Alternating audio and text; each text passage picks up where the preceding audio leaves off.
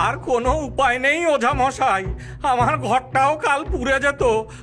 দুবার হারলাম আমরা। বুঝেছি, একে ভয় দেখিয়ে লাভ নেই, ওকে অপমান করতে হবে। বমকাল!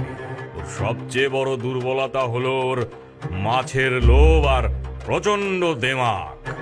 আমরা সেই দুর্বলতাতেই শেষ ঘা দেব।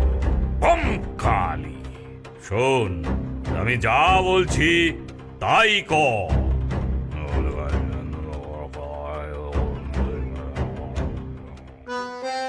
ও ও ও বাগানের মালকিন, আমরা আমরা হার মেনেছি আর আপনার জন্য ভোগ এনেছি। দেখুন, দয়া করে গ্রহণ করুন একবার। কি এনেছিস রে? এতদিনে তাহলে আমার ক্ষমতা বুঝতে পারলি?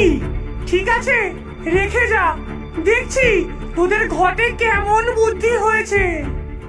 দুবার জেতার অহংকারে শাকচুন্নিটার মনে কোনো সন্দেহই জাগলো না। সে গাছ থেকে নেমে এসে কলাপাতায় মোড়ানো রুই মাছের মতো দেখতে বস্তুটা তুলে নিল। বাহ, শেষ পর্যন্ত আমার কদর বুঝলো। দেখতে তো বেশ লাগছে, আর গন্ধটাও তো খাসা বেরোচ্ছে। এই বলেই সে আর দেরি না করে মাছের বড় একটা টুকরো মুখে পুরে দিল, আর তারপরই সেই প্রলয়ঙ্কর কাণ্ড ঘটল।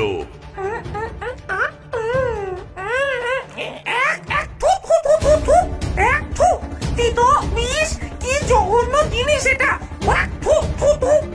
নিম আর করলার মারাত্মক তেতো সাথে তার চোখ মুখ বিকৃত হয়ে গেল।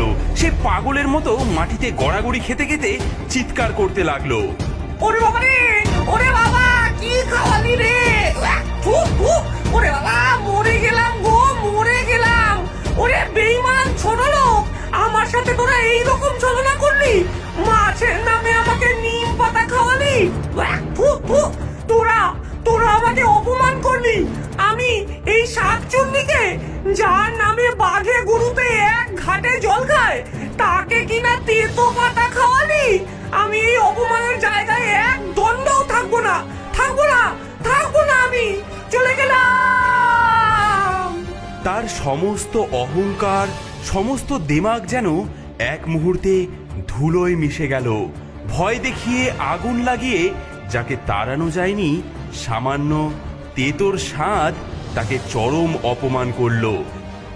আমি যাচ্ছি, তবে তোদের এই তেতো নিম পাতা খাওয়ানোর কথা আমি কোনোদিনও ভুলবো না।